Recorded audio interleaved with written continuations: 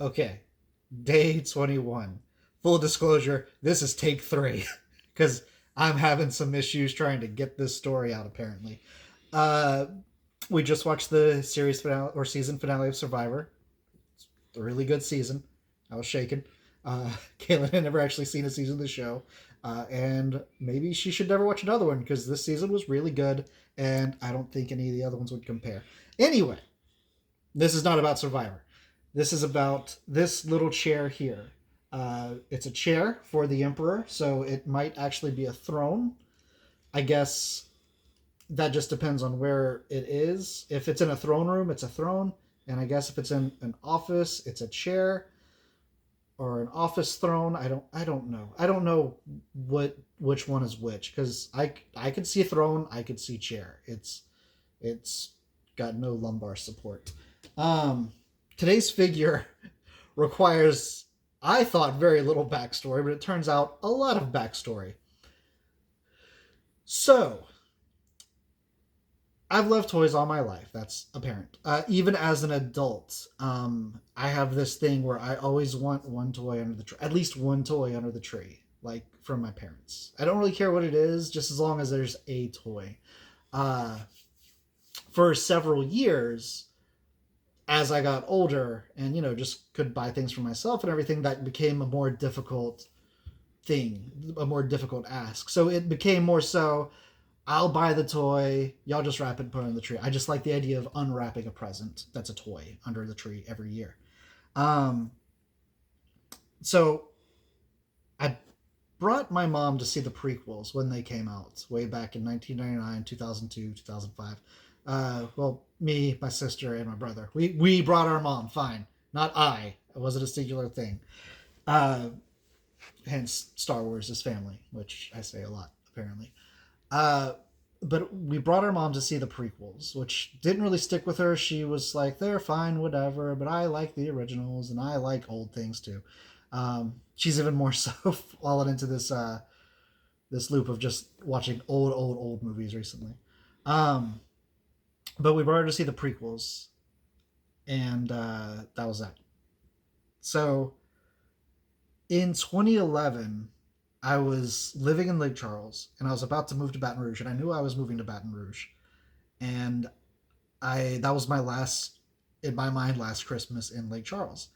And I actually requested not to work. I usually worked on Christmas because I worked at a movie theater, because I wanted to spend that last Christmas at home with my family, or at least with my parents, because my siblings had long since moved away.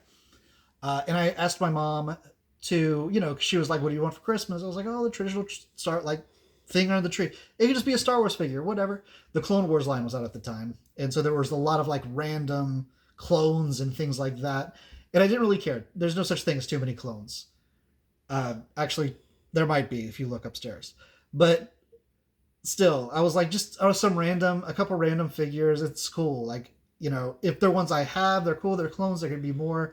And I hadn't been heavily collecting the line, so you could end up getting me something I don't have. I don't know. I just wanted uh, her to get it because I wanted it to be an actual surprise. I didn't want to know what it was.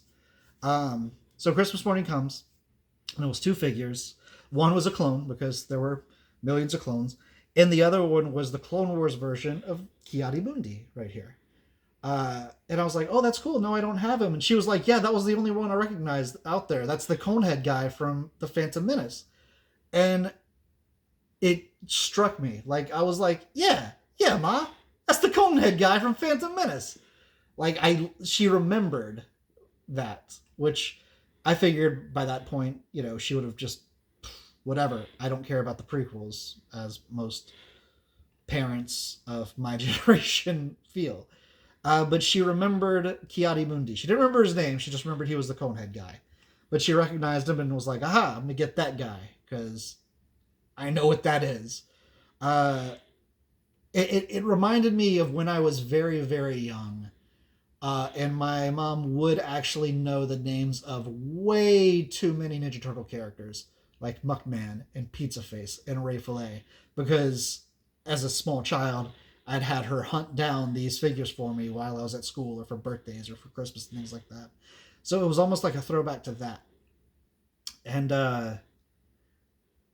it was the I think it's the last time that I actually asked her to get me a specific, like, surprise me with something. She still gets like a toy thing most Christmases, but it is a much more random, like, uh here's a stuff. There's a Chewie, a dancing Chewie, which I think is adorable.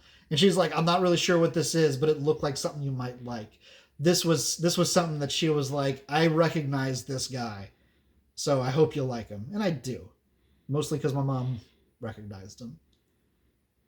I think that made sense. I hope it made sense. Caitlin is shaking her head like it didn't make sense. You tell me. Okay, bye.